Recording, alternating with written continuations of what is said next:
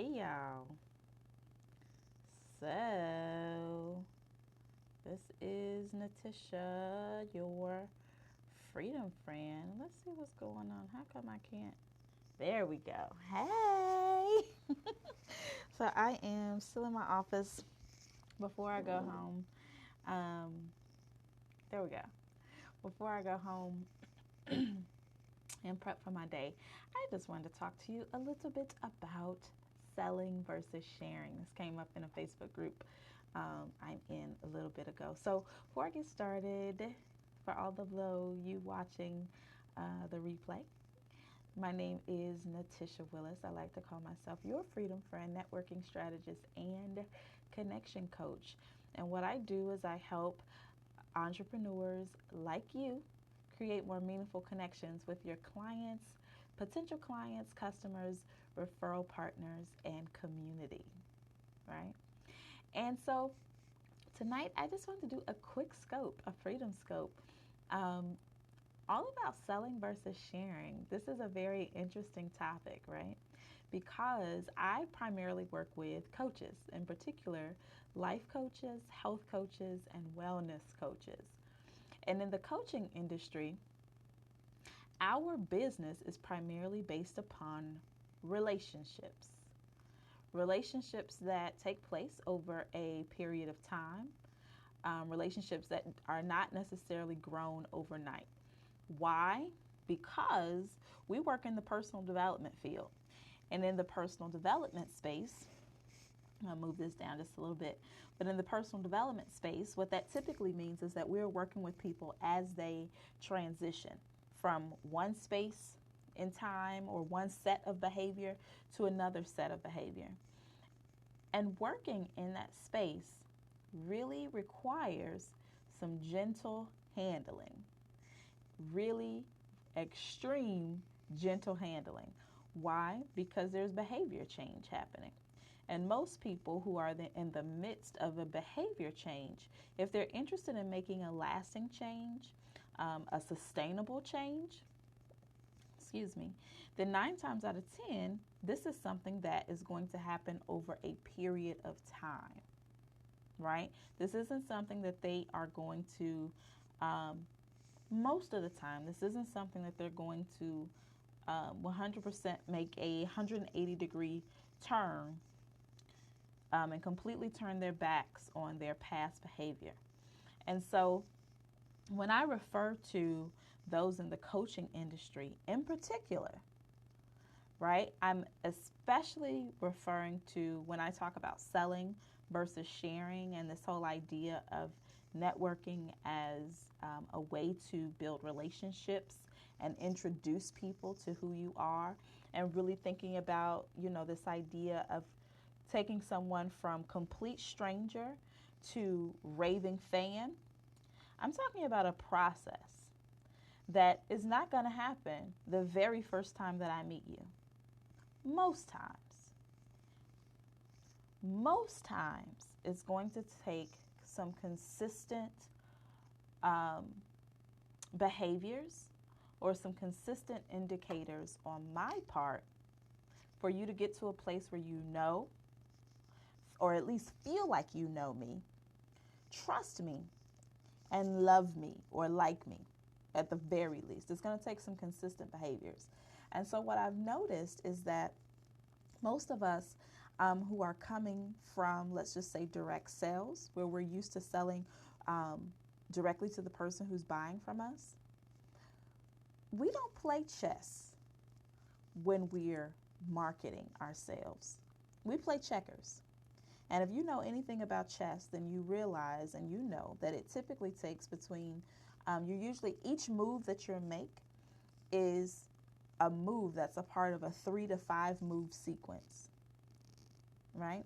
And so that 3 to 5 move sequence, because you're consistently thinking in terms of 3 to 5 moves ahead, not just the moves that you're making, but the moves that your quote unquote opponent is making as well, right?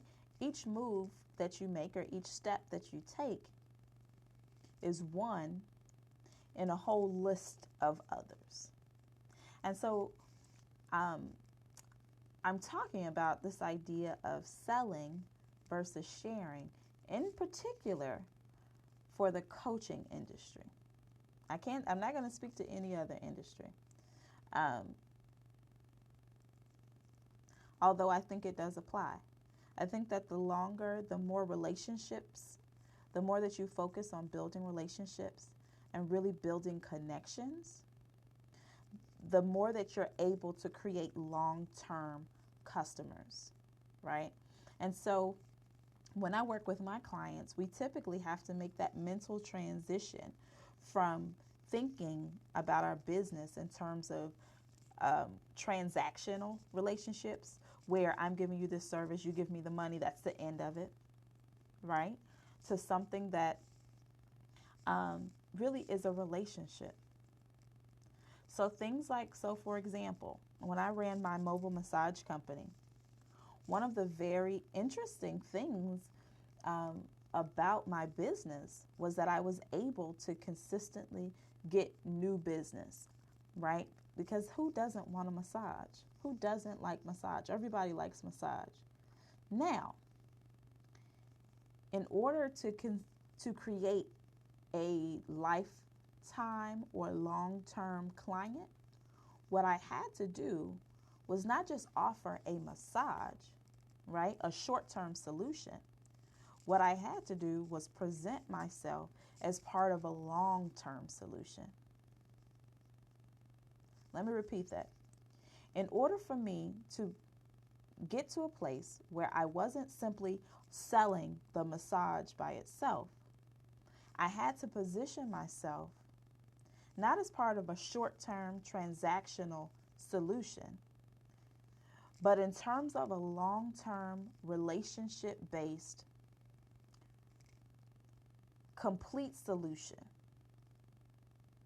And what that looked like, for example, in massage, was making sure that I positioned myself and really educated my client on why massage was beneficial as a regular regimen, a consistent regimen, how stress affected the body and how stress affected your health systems, and not just your physical health, but your mental health,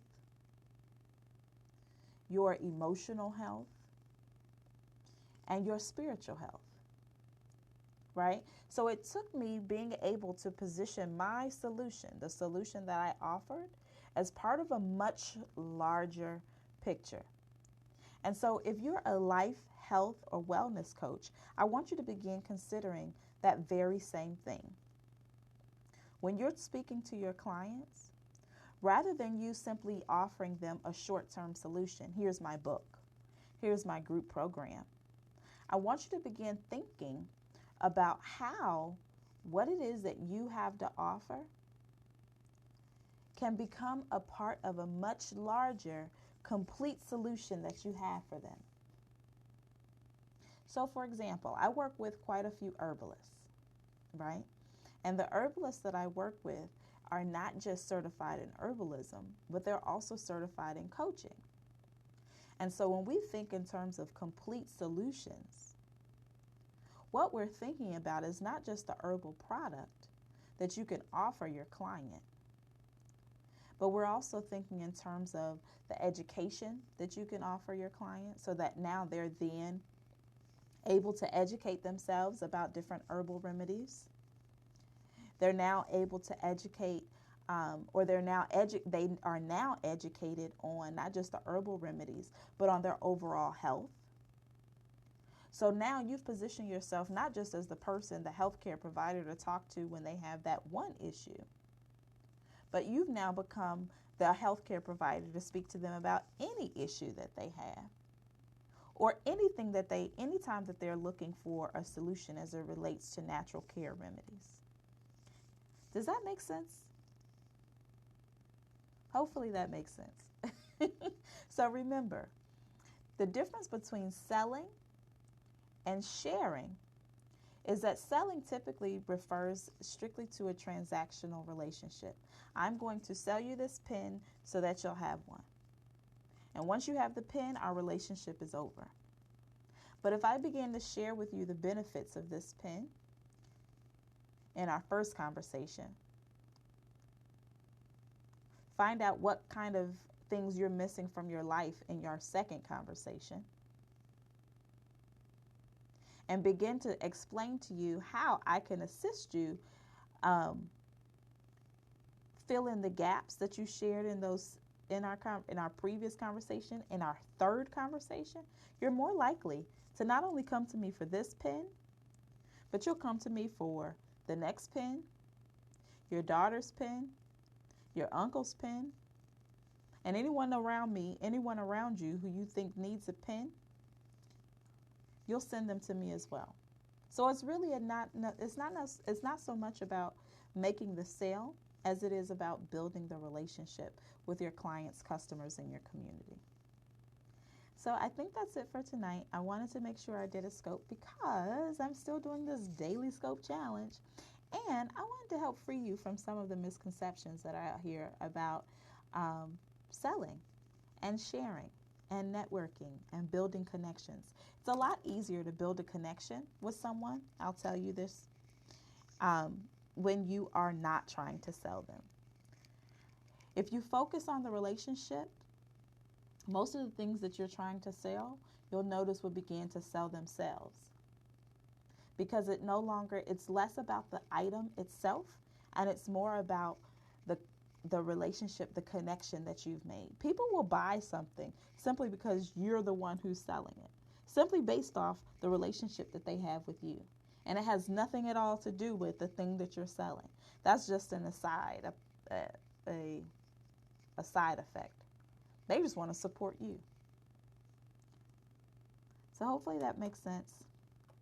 I am going to go ahead and sign off. Again, I am your Freedom Friend Connection Coach and Networking Strategist. And I help entrepreneurs like you, life, health, and wellness coaches, go ahead and create the connections that count in your communities. I look forward to seeing you again. Definitely make sure that you follow me here on Periscope and on Facebook.